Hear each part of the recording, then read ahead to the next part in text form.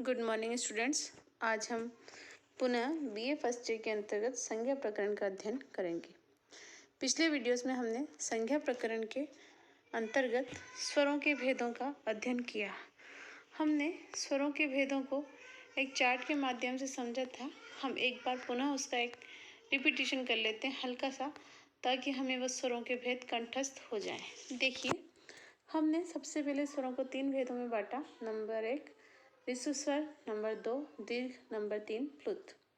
फिर हमने ये तीनों भेद कालकृत भेद हैं, क्योंकि इनमें काल के अनुसार वर्गीकरण किया गया है। ऋस्व स्वर एकमात्रिक, दीर्घ द्विमात्रिक और प्लुत त्रिमात्रिक। फिर हमने प्रत्येक के 3 भेद किए। ऋस्व के उदात्त, अनुदात्त और स्वरित।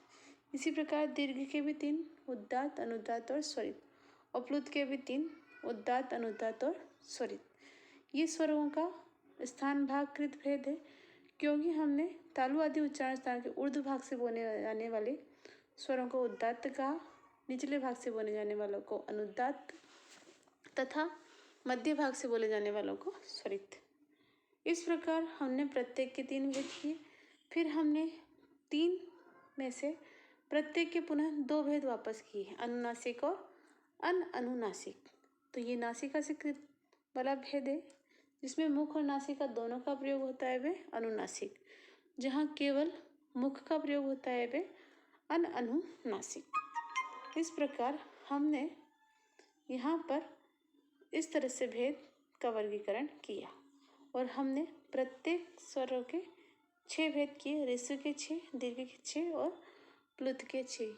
ये स्वरों का वर्गीकरण अब तक हमने एक चार्ट के माध्यम से देखा। अब हमें सूत्र नंबर 5 से लेकर सूत्र नंबर 9 तक इन्हीं स्वरों का वर्गीकरण सूत्रों के अनुसार देखने को मिलेगा। देखिए, पहला सूत्र है उ कालो अज झृस्व दीर्घ प्लुत है। उ कालो अज झृस्व दीर्घ प्लुत है। अगर संज्ञा की बात करें तो सबसे पहले ये सूत्र ऋस्व दीर्घ प्लुत संज्ञा करता है। तो ये सूत्र कौन सी संज्ञा करता है? ऋस्व दीर्घ प्लुत। तो पहला प्रश्न आपका यहीं से बनेगा कि ये सूत्र कौन सी संज्ञा करता है। दूसरा प्रश्न ये कि संज्ञा देकर आपसे पूछा जाएगा कौन सा सूत्र ये संज्ञा करता है। तीसरा ये भी पूछा जा सकता है कि ये सूत्र स्वरों का कौन सा भेद दर्शाता है। तो हमने चार्ट में देखा था कि ये सूत्र स्वरों का कालकृत भेद दर्शाता है। तो देखिए, ये सूत्र ऋस्व दीर्घ प्लुत संज्ञा करता है एक मात्रिक, द्विमात्रिक और त्रिमात्रिक। मतलब एक मात्रा वाले, द्विमात्रा वाले और त्रिमात्रा वाले। ऊ के उच्चारण के काल में जितना समय लगता है, उसके आधार पे अच भी क्रमशः 3 प्रकार का होता है, ऋस्व, दीर्घ और प्लुत।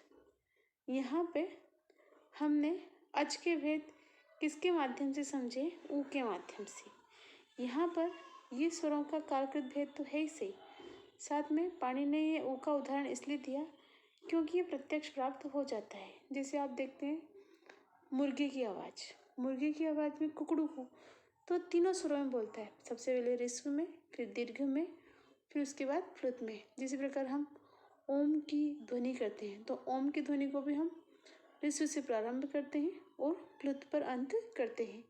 इसीलिए यहाँ पे उदाहरण किसके रूप में दिया गया है? ऊ के रूप में दिया गया है। तो इसीलिए सूत्र में कहा है ऊ कालो, कि ऊ के लगने वाले समय के आधार पर अज यानी स्वर कितने प्रकार के होते हैं? 3 प्रकार के, ऋस्व स्वर, दीर्घ स्वर और प्लुत स्वर।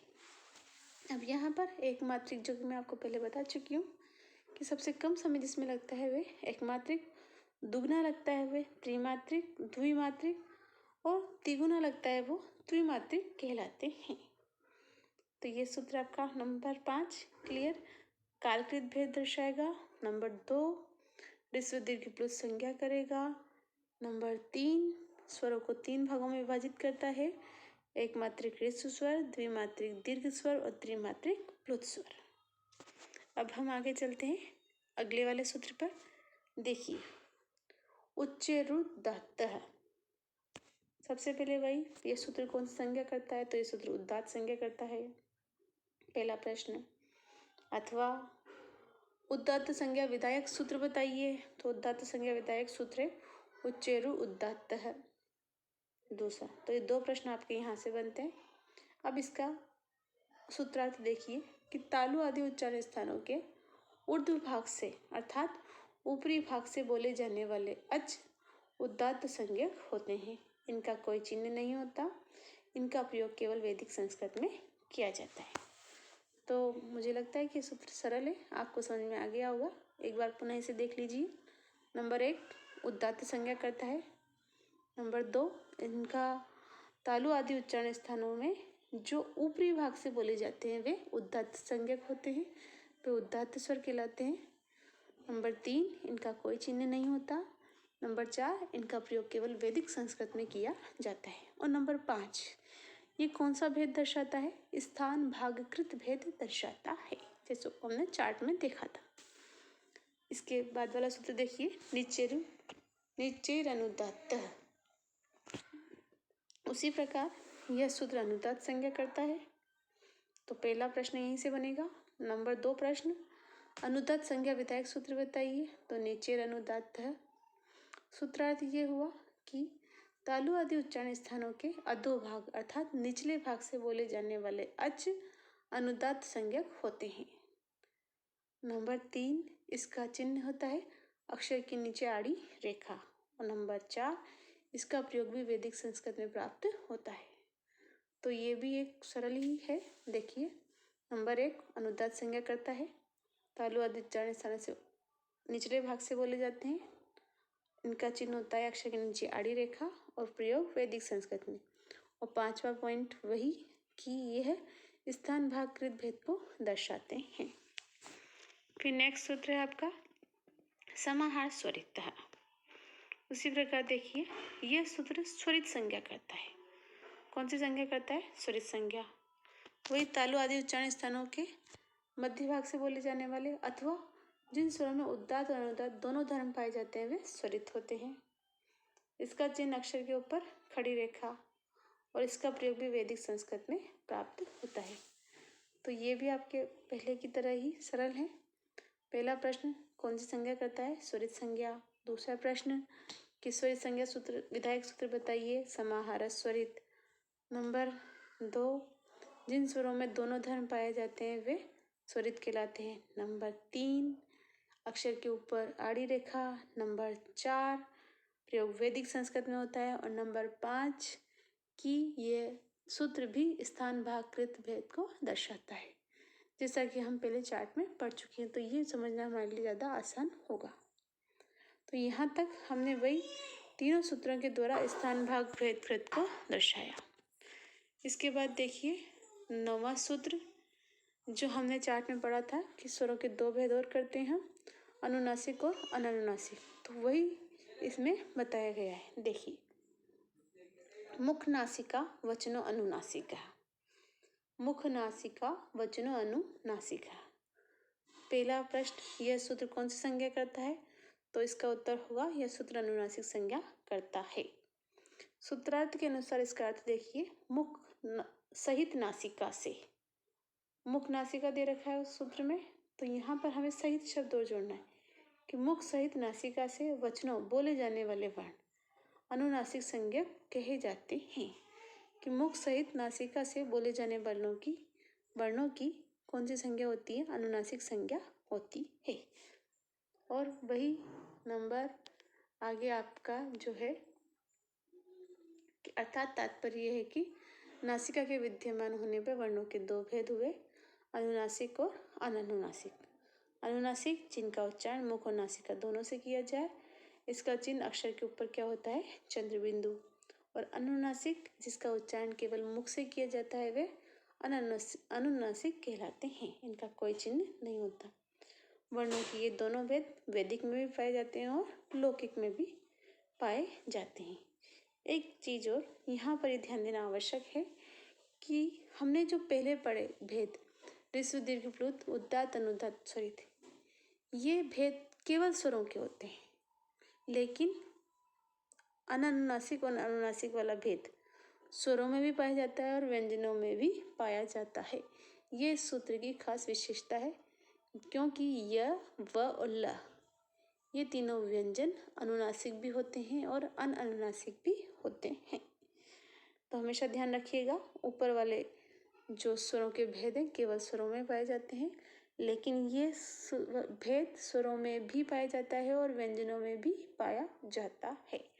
और ये सूत्र कौन से भेद को दर्शाता है? नासिकाकृत भेद को दर्शाता है, जैसा कि हम पहले चार्ट में पढ़ चुके हैं।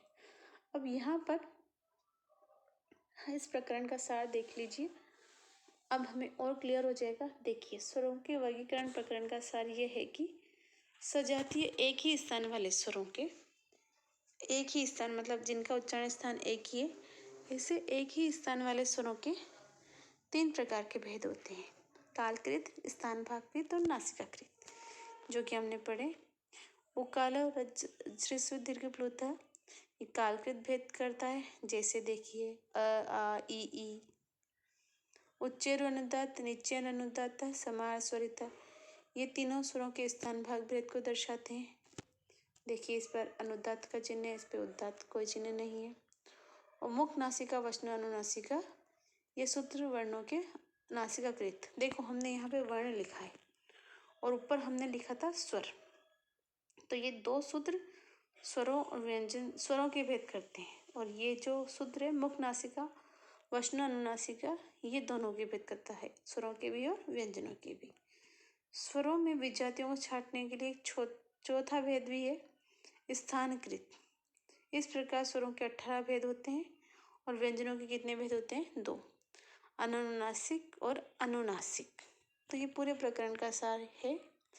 इसे आप एक बार पुनः 1 या 2 बार इस वीडियो को सुनकर इसे समझिएगा, और फिर भी आपको कोई समस्या हो तो आप प्लीज़ कमेंट बॉक्स में लिखकर बोलकर मुझे अपनी समस्या से अवगत करा सकते हैं। मैं उसे समझाने की आपको पूर्ण कोशिश करूँगी। अब नेक्स्ट सूत्र का अध्ययन हम नेक्स्ट वीडियो में करेंगे। तब तक के लिए इत्यलं, धन्यवाद। शुभास्ते पंथानम संतु।